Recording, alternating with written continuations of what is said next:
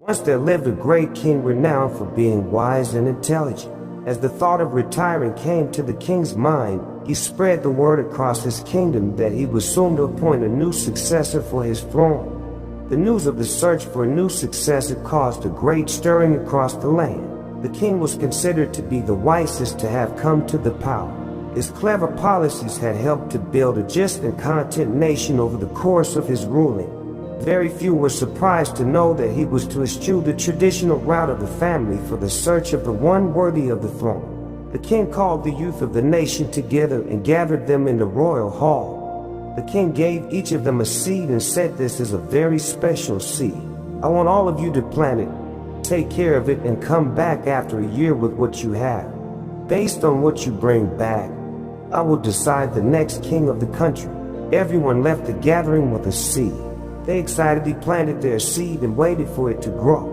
As the months passed by, the youth of the country was talking about how their plant has grown tremendously beautiful.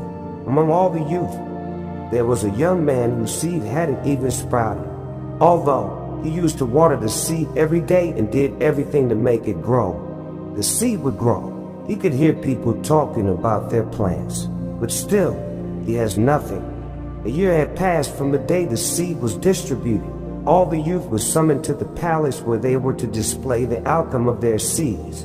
The young man, whose seed did not grow as others, was very reluctant to even attend the gathering. But his mother insisted him to go to the palace with what he had because his efforts had been true and that there was no shame in showing that. The young man went to the palace with his pot of soil.